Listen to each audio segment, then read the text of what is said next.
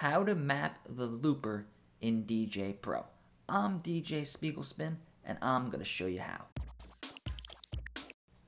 Okay, for this tutorial, I'm going to be using the Numark DJ to Go To Touch, and we're going to map the looper into these pads and into some of the knobs. Now, the same thing applies with any controller that you might have. If you're using a USB-C iPad with the newest version of DJ Pro, you could map any controllers.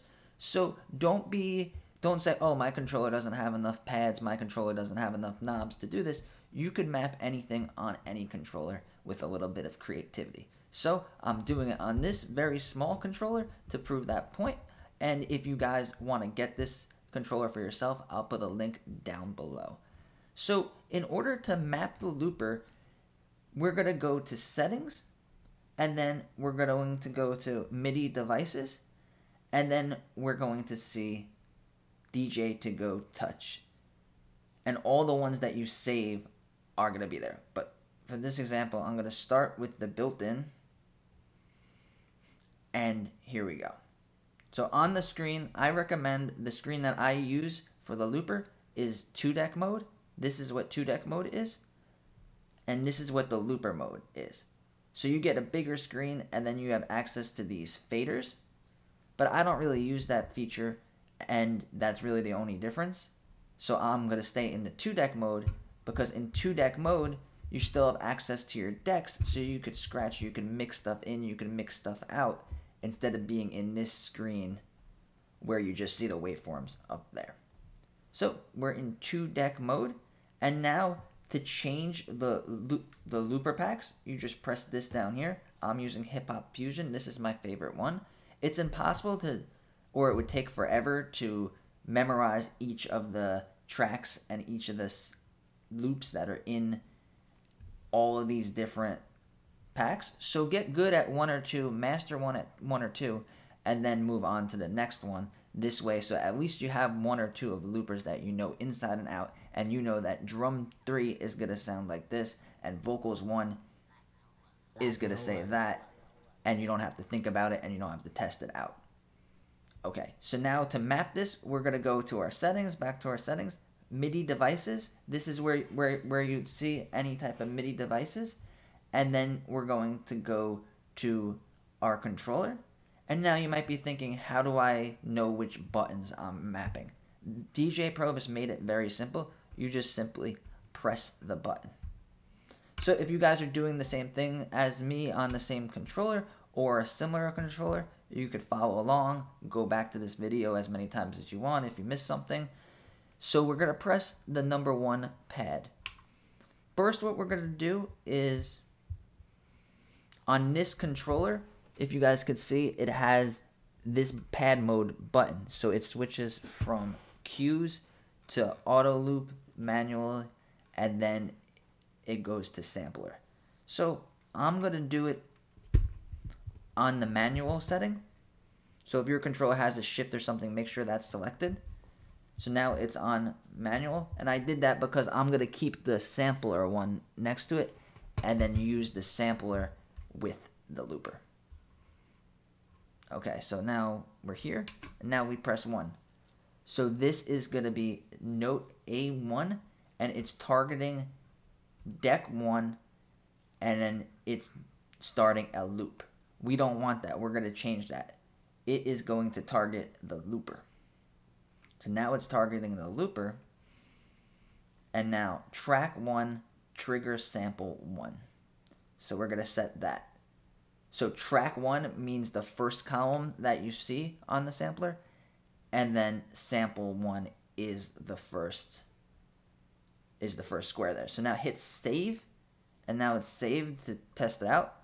And now we're gonna go to manual, and now we have, it's the same thing as if we pressed that first sample on that first row over here, but instead we're doing it on our pad, which feels better. It's easier to get the beat and easier to mix by using the pads instead of pressing the buttons on the looper. So now let's go back and map another one. So we go back, MIDI device, DJ to Go Touch, and then number 2. This one we're going to want to target the looper, action. We're going to do track 2, sample 2. So there we go, track 2, sample 2, hit done. Now we got this drum, and then this percussion. I don't like to go straight across, that's why I didn't do track 1, sample 1, and then track 2, sample 1. I like to kind of make them look like this, like different ones selected. So that's what we're doing. You guys could do it differently. If you want it to go straight across, you could go straight across. If you're using a controller like this one that has a lot more pads, then you can add more. But this is just the example for this. So now we have 1 and 2. So we got 1 and 2. Let's add the third, because then it really takes 3 of these samples to start making a tangible beat. So now we're going to go over here. So now we go to looper, track 3, sample 5, let's do.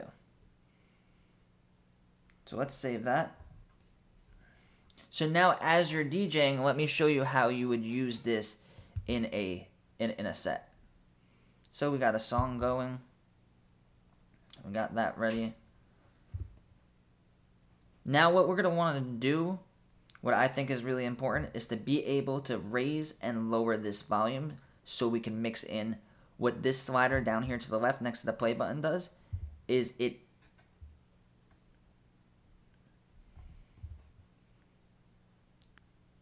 you could slowly fade in and fade out, which I think is going to be helpful. So whichever controller you're using, choose which knob you could do without or which button you could do without. So when I use this controller, I usually use the sync button, and I don't do that many manual beat matches because these sliders are a little bit small and hard to use anyway. So let's make this slider that slider down there. Alright, so here's how we're going to do it. We're going to go to our MIDI device,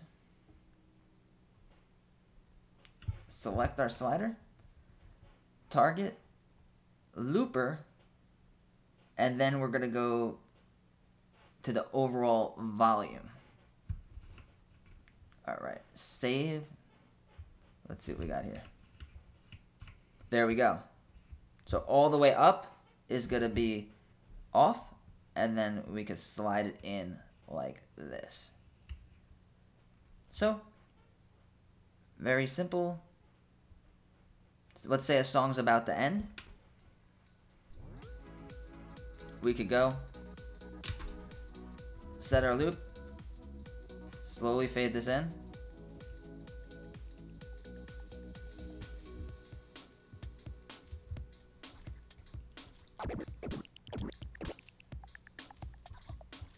And now we're into a brand new loop. So you guys could use it as kind of like a segue. Think of it as like a guitar solo in a band.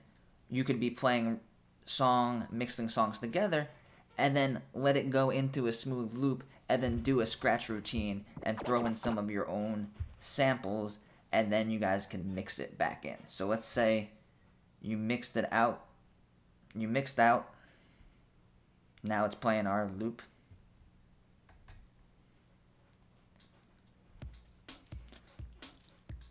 Now we can mix in a song. And it's going to be played, and if sync is on, it's going to be at the same BPM.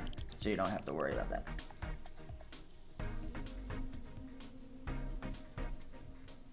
And then you just faded it out. So guys, definitely play around with the mapping with the looper. And also, if you have a separate device, if you have 2 iPads or another phone, you could have the looper on the phone with a different controller controlling the looper, and then you could have your main DJ set up with your main DJ controller. So always think of how you could improve your setups and how you could charge more and how you could add some uniqueness to your sets and make it a little bit more dynamic than just song after song after song.